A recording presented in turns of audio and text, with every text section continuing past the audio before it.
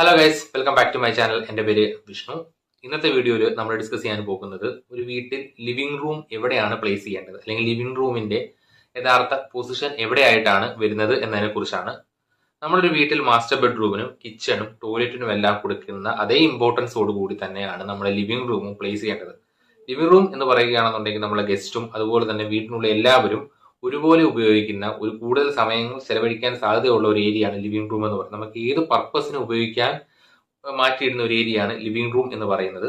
So അപ്പോൾ living room എവിടെയാണ് ഒരു വീട്ടിൽ പ്ലേസ് ചെയ്യേണ്ടതെന്നും അതിന്റെ ഡയമെൻഷൻസിനെ കുറിച്ചുമാണ് ഞാൻ ഇന്നത്തെ വീഡിയോ ഡിസ്കസ് ചെയ്യുന്നത്. വാസ്തുശാസ്ത്ര പ്രകാരം പറയുകയാണെങ്കിൽ ഒരു വീടിന് പ്രധാനമായിട്ടും 9 സ്ഥാനങ്ങളാണ് ഉള്ളത്.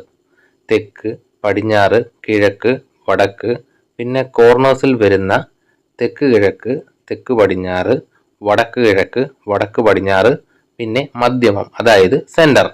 ഇവിടെ കൊടുത്തിരിക്കുന്ന 9 വാസ്തു പൊസിഷൻസിൽ നിന്ന് നമ്മൾ ലിവിംഗ് റൂമിന് വേണ്ടി സെലക്ട് ചെയ്യുന്നത് നോർത്ത് ഈസ്റ്റും സെന്ററുമാണ്, അതായത് വടക്ക് കിഴക്കും മധ്യമവും. ഈ 2 പൊസിഷൻസിലാണ് ലിവിംഗ് റൂം സാധാരണയായി പണിയാറുള്ളത്. എന്നാൽ സൗത്ത് വെസ്റ്റും സൗത്തിലും നമ്മൾ ലിവിംഗ് റൂം പണിയാറില്ല. സോ അപ്പം നോർത്ത് ഈസ്റ്റിലും സെൻറ്ററിലുമാണ് നമ്മൾ സാധാരണയായി പണിയുന്നത്. സൗത്ത് വെസ്റ്റിലും സൗത്തിലും നമ്മൾ ലിവിംഗ് റൂം പണിയാറില്ല.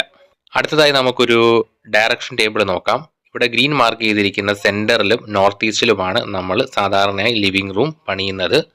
അതുപോലെ തന്നെ പേർപ്പിൾ മാർക്ക് ചെയ്തിരിക്കുന്ന average positions north west, west, east, south east, north എന്നിവിടങ്ങളിൽ നമുക്ക് ലിവിംഗ് റൂം പണിയാവുന്നതാണ്. അത് ഫസ്റ്റ് പൊസിഷൻ അല്ല, ഒരു സെക്കൻഡ് പൊസിഷനായിട്ട് കണക്കാക്കാം.